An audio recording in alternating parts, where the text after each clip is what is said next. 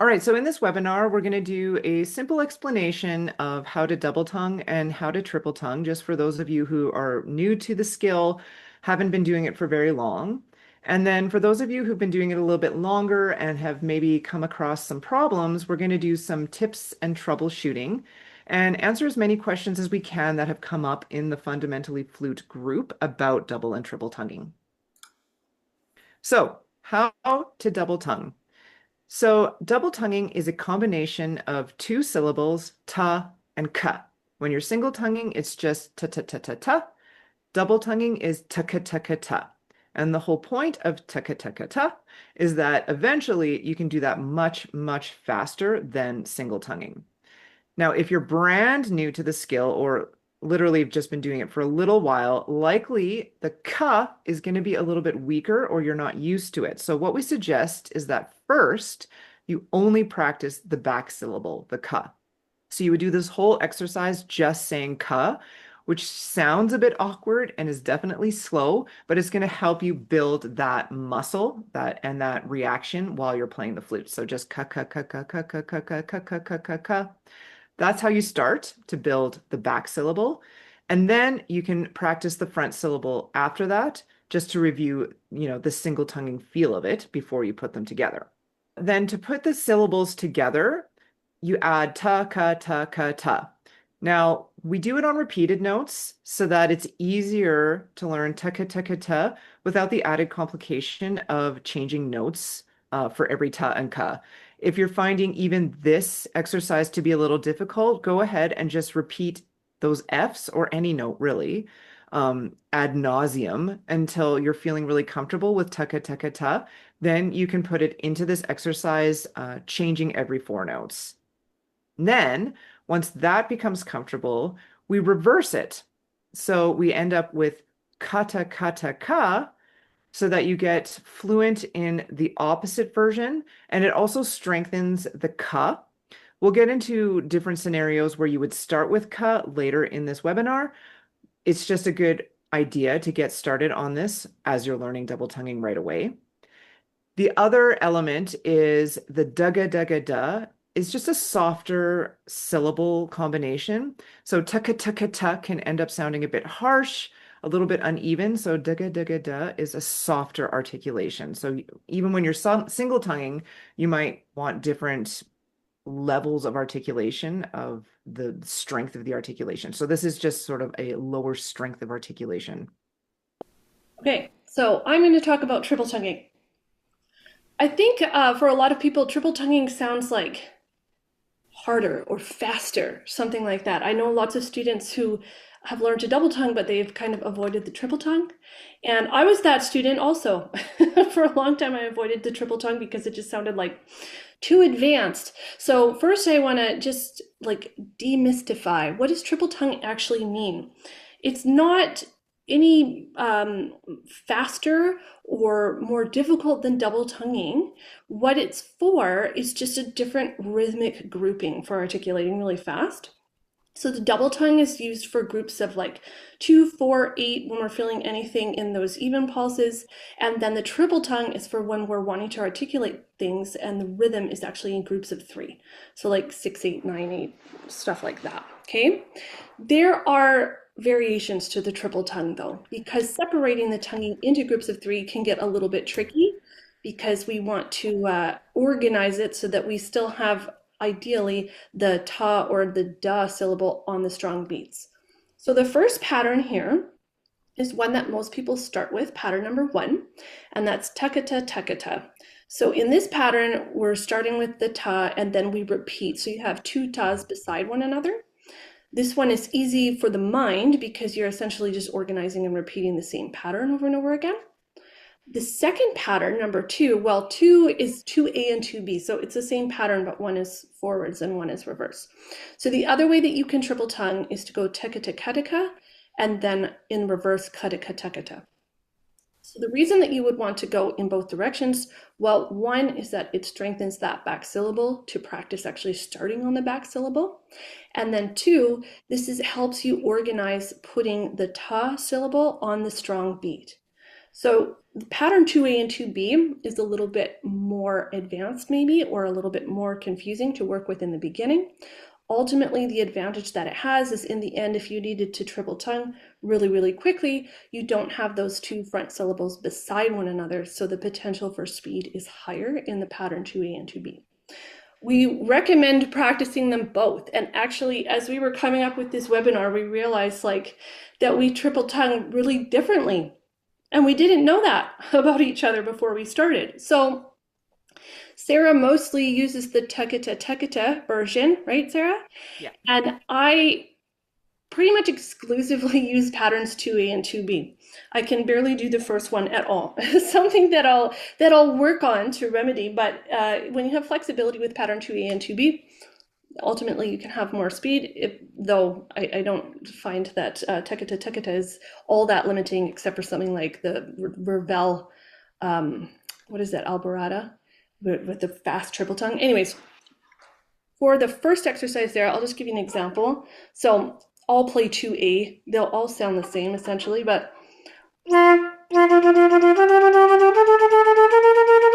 you can hear it's different than what Sarah did because I'm now grouping. You can hear those triplets, da da da da da da da da da, instead da da da da da da da. So that's what makes it triple tongue.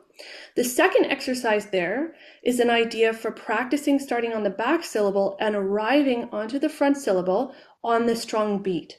So I would go.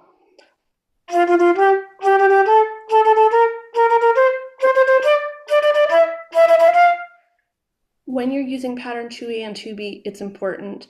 I often like plan in my music. I'll write a little ka on the groupings that I'm going to start with the back syllable just so that I remember. And then that way you can hear that the stronger forward articulation lands on the big beat.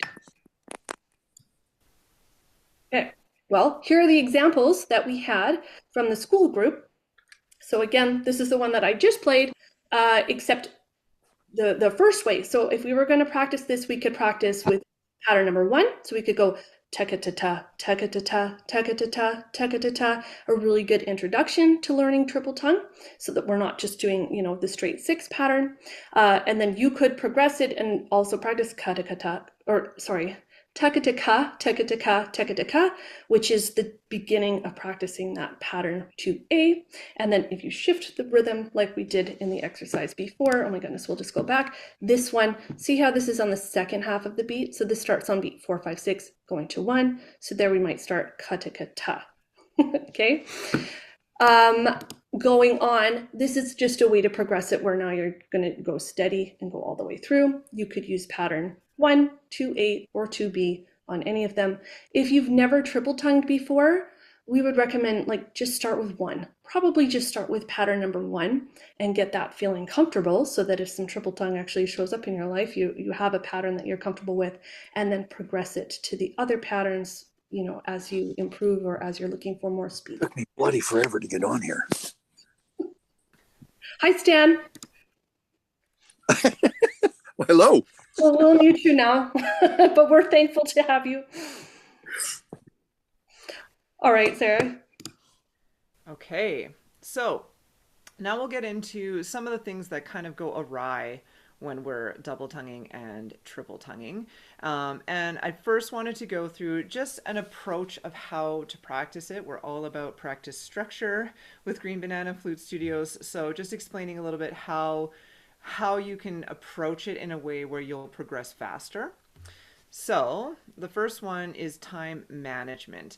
So basically, especially with double tonguing and triple tonguing, you probably find that your tongue actually gets really tired the more that you do it. So it's not something like, okay, I'm going to learn how to double tongue, so I'm going to practice it for an hour today, and by the end of that hour, I'm going to be able to do it. Basically, we don't want you to approach anything like that, but especially not double tonguing and triple tonguing.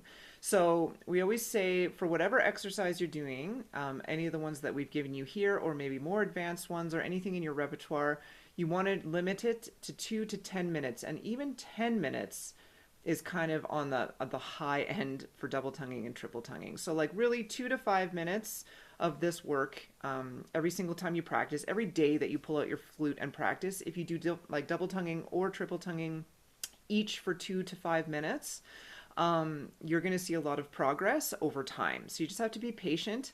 Everything will build. Your speed, your endurance, your the sound, everything we're going to talk about today will build if you just keep it short and sweet every single day. Okay, then, so instead of trying to do everything at once, we want it to sound better, we want it to be faster, a lot of people make the mistake of going straight into really difficult repertoire and trying to figure out how to double tongue it. And actually, you'll progress a lot faster if you do things a little bit more incrementally. So if you pick your, whatever exercise you're doing for the level that you're at, the first thing you want to tackle is the speed. So you're going to keep sort of any kind of exercise where you're repeating notes. So like the one that Sarah had written out for double tonguing, for example.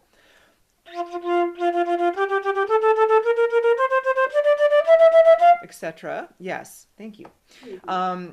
I picked these metronome markings sort of out of a hat, but day one you might start at 45. Maybe that would be a reasonable tempo for you for day one. I wonder if I can quickly pull up 45 on my metronome here. Yeah, it's like actually happens to be at 45. So that's really slow.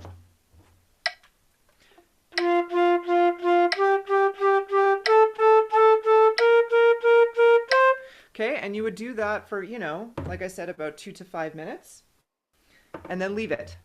Then day two, I put 48, so you just a little tiny bit faster. Do it for 2 to 5 minutes, leave it. Day three, 50, you can see where the pattern is going. So every day you just build the speed up little bit by little bit until you get it up to the tempo that you want. Okay? Then after you feel like you've gotten it up to a higher tempo, and then that's when you start progressing the difficulty. And so first, what I'm suggesting here is that the basic exercise was a 1 octave F major scale. To progress the difficulty, you want to start being able to do it in all the registers, not just sort of the middle range. So this is just one example of a 2 octave F major scale. So at least you're getting up to the high F. If you're more of an advanced player, then you want to go the full 3 octave range of the flute. So maybe you do it on all your different major scales, depending on the day. You might want to try a B major scale to get all the way up to the top, or start on a C major scale right at the bottom, just to really increase the range. But again, we're doing those repeated notes and working on bringing up the tempo on repeated notes. Okay, so that's sort of step 2 to progress the difficulty. Then after that, you want to be able to do it while you're changing notes, right? So I've suggested here a chromatic scale only because that's such a common pattern that you probably already know, rather than something complicated like the Iber Flute Concerto or something like that. So a chromatic scale, again, starting super slow. Let's get my 45 on.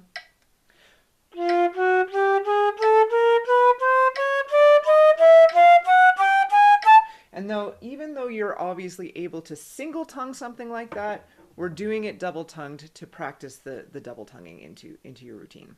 Okay, so once we've done 1 octave scale, 2 octave scales, moved on to moving notes in the chromatic scale, the next would be picking spots of your repertoire. So this is something that I worked on a lot very recently with double tonguing, and the way I approached it, I knew I had to perform it live about 2 months out. And so I started again super duper slow the first day, and I just did this for like 2 minutes, sometimes 5 minutes every single day for those 2 months, and until I got it up to tempo. Fixing the tonguing, working on keeping it even, all the things we're about to go through. Okay, so starting slow.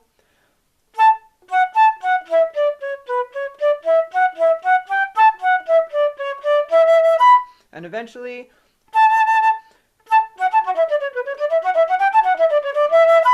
so if you incrementally do it a little bit faster, eventually it's very easy to play it at the tempo that you'd like.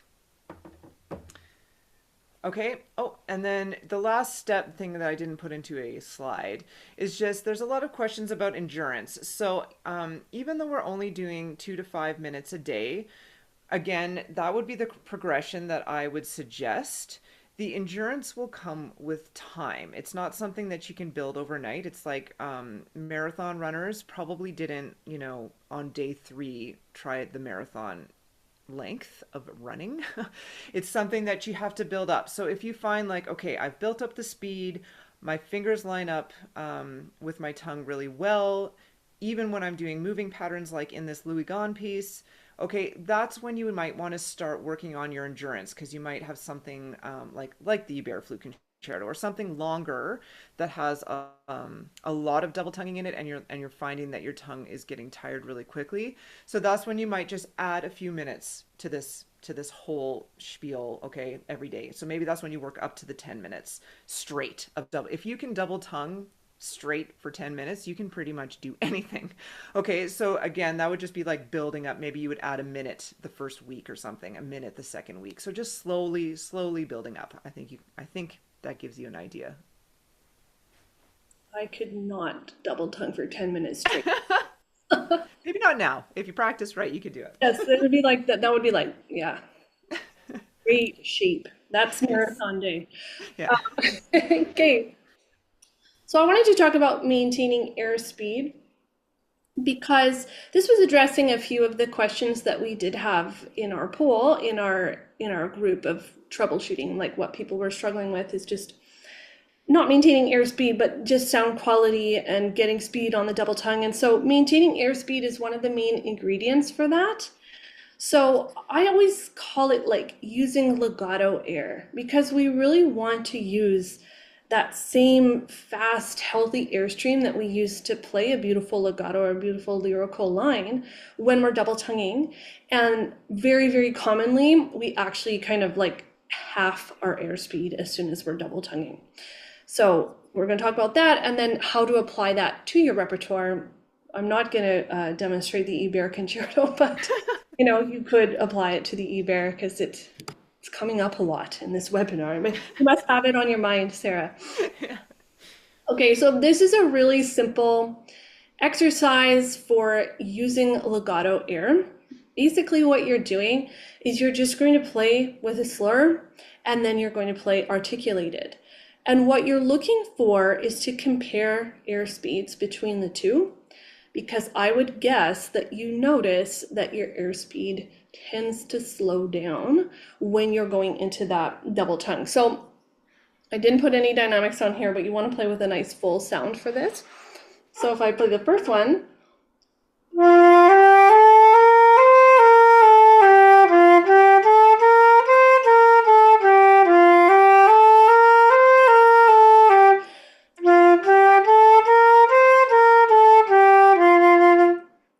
even for me as I warm up that evened out as it went. So I'm just really, really paying attention to get that airspeed to be the same.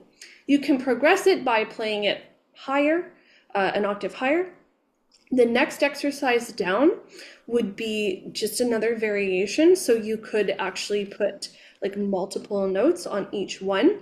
Maybe the first one is a little bit harder actually because we're changing notes. So this idea, I'll just do this one a little bit faster. So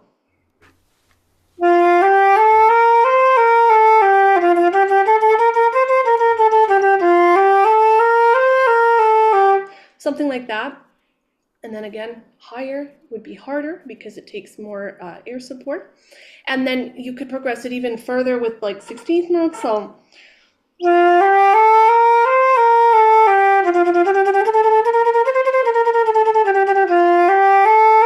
especially as you're really building into this speed, I have found this exercise really, really useful because again, the faster I go, the more I tend to actually slow down the air. This is an example of everybody's favorite French piece. Try and move our faces away from the music here. So this is the Cantabile and Presto by Ionesco. This is just the opening of the Presto. The way that I would apply this concept to practice in the repertoire would be to play this actually legato so that you're really practicing using good air and making the phrase shape that you want. So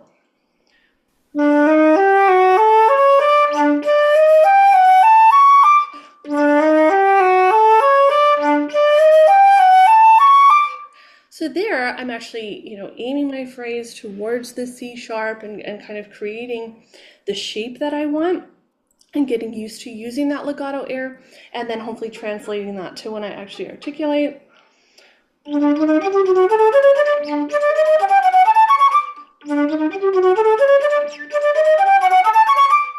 Something like that gets you a nice result in the end because it stays nice and musical as well because you're actually practicing the phrase shape. Something that just came up as you were talking, Sarah, that I thought I should weigh in on that we hadn't talked about before was if you might have noticed in her example. So we're asking you to do things extremely slowly in the beginning with a ton of air with a metronome. And often you have to breathe really like way more often than you would when it's up to tempo. And so if you notice, she just took her time to take a proper breath. She didn't worry about like catch breathing or like trying to breathe in time or whatever. Not important because that's a whole separate fundamental. It's a whole separate issue. So when you're doing all this stuff slowly with the metronome, and if you find you're running out of air often, that's fine. Just give it an extra couple clicks, like a click or two of the metronome to breathe, or whatever, however long you need so that you breathe in a relaxed way so that we're not adding even like more stress into it. That was just something I thought. Oh yeah, totally. And I mean, you can't really practice moving legato air if you don't have air. Yeah, You you need just a proper breath to do that. Yeah. took so little of it. Yeah. Yes. Okay, so uneven tonguing is a very common problem with both double tonguing and triple tonguing. I've used double tonguing for today's example. So what I'll hear often in this Midsummer Night's Dream solo. Okay, that's extremely exaggerated. I probably have never heard anyone play it quite that unevenly. It's supposed to sound like. So some of the reasons for the that your tonguing might sound like the sound might be coming out so unevenly is the unequal syllables would be like the first one. So if your tas are really you're used to like doing ta, but you're not so used to doing ka, and the ka is a bit weak or like uneven to the ta, or even if it's like too heavy or whatever, if they're not the same, then that would cause that unevenness. And so going back to that like really, really super basic exercise, you could even do this whole, maybe not the whole thing, but a bit of this just with Ks, like just with the ka. Then you're getting more practice lining up the tongue with the notes anyways, and just strengthening that back syllable. So that's one thing you could try. All right. We've been talking a lot today about ta and ka, okay, but most often, the faster you go, we're doing more things like da and ga, which are much lighter. If you say t, k, and d, g, they're very different sounding in the way that your tongue actually hits. Sometimes I'm even doing like an a l or a n, where my tongue's even more forward and lighter, like okay, sounds weird when I'm saying it, but when you're doing it, so in something like this that's supposed to be really soft and really light tonguing, I would never do taka, because taka sounds like this.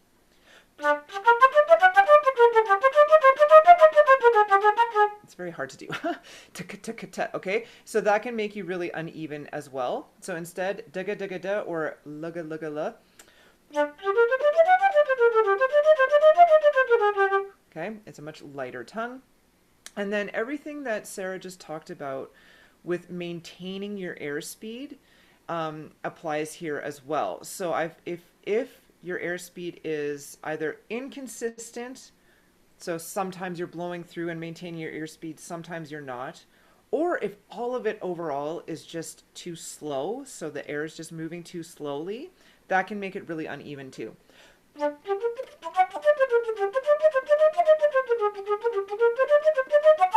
Right? It's really hard to make it really even without the flow of fast air. And I had another point, which of course has escaped my brain. If it comes back to me, I will say it. Uneven, yeah, just that you need to have a nice flowing fast air, I guess. Oh, that was what it was.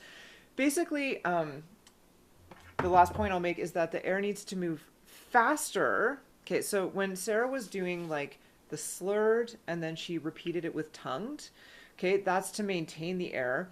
The tongued almost, you almost need the air to move even faster because your tongue is like, if your air is flowing through your mouth like this, your tongue is constantly like interrupting it, kind of like this. Okay, it's like the worst example ever, but you get the idea. So it's if your tongue is constantly interrupting the airflow, you have to counteract that by blowing even a little bit faster through it so that the air is maintained more easily. Okay, so tons of super fast air. That's my last point. I'm glad you remembered. It's the children waking us up to Yes, the fog brain from lack of sleep. Yeah.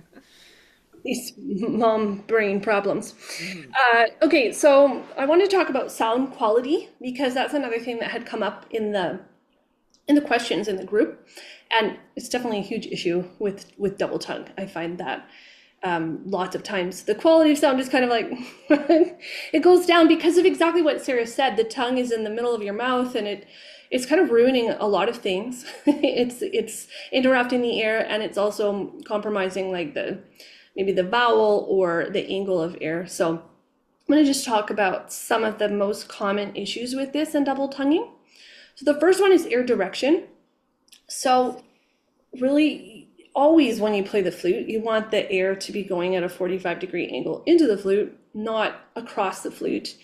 I don't know about you, Sarah, but when I learned in grade 7 or something like that, they actually taught us like blow across like a pop bottle. Right. Okay. And that's not how you actually play. Okay, that doesn't sound good. So we want the air at a 45-degree angle into the flute.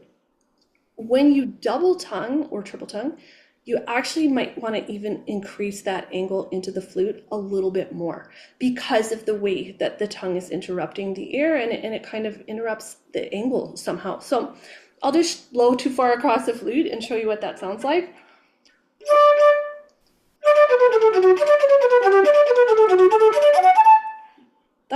I mean, I hear that all the time.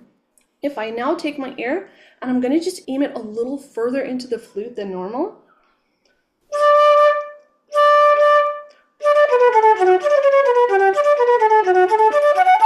and see how my sound kind of came back to life there without the tongue at all, my normal playing, and then when I tongue, I don't know if that translates on Zoom very well, but it's like a little too edgy, the second version, but when I double tongue, it actually sounds fine. So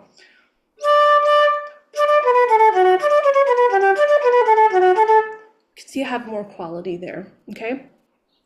The next thing would be tension in the tongue.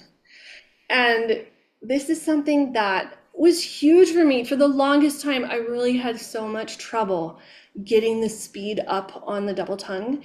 And at one point, earlier in my career, someone had told me, well, you just need to practice double tonguing for half an hour a day. So exactly what we're saying, do not.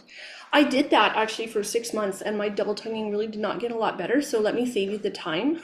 Say, just don't do that, because there was just so much tension in the tongue.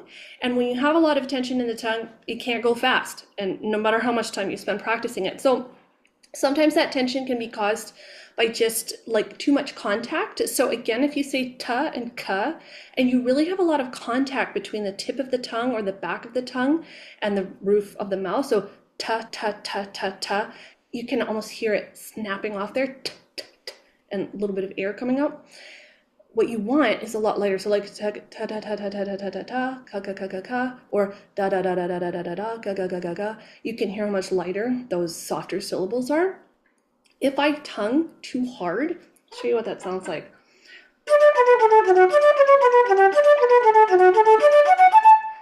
Again, it's a really like familiar, really familiar sound, but you can hear it's also stopping me from going very fast. I don't have a lot more speed left after that because of all that tension in the tongue. So the way to get rid of that, again, if you go back to that first simple group of exercises where you're just practicing each syllable independently, you're practicing those syllables to lighten the tension in the tongue and lighten the actual contact that the tongue is making. So if you practice saying like da da da da da, you just feel that that tongue is really just sort of brushing against the roof of the mouth, ga ga ga ga ga, not a lot of contact there. And then you're putting that into practice when you're playing instead of like, which is automatically a lot slower. Okay. The last thing that I want to talk about today, because I mean, there's like a lot, but the last thing I want to talk about today is the vowel and the resonant space in your mouth. So when the tongue, how did you do that? Right. I'm like, I don't know. I feel like I'm like at that like toddler, like baby rhyme timer. I can't do what she did and create a tongue here. But when the tongue is interrupting the airstream, it's also sort of cutting the resonant space in your mouth a lot.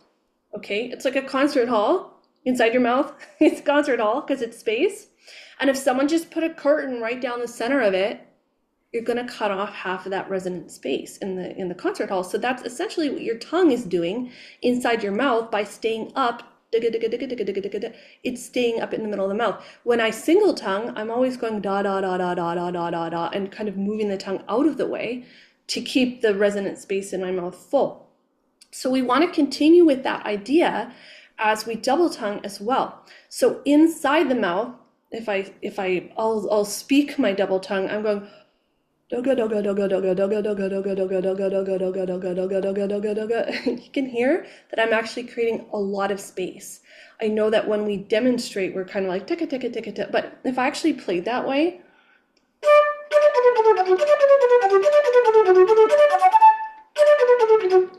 my sound, the quality of the sound itself, it's not so good because the mouth is closed and the ear is going too far across the flute. So I'll just open that space again.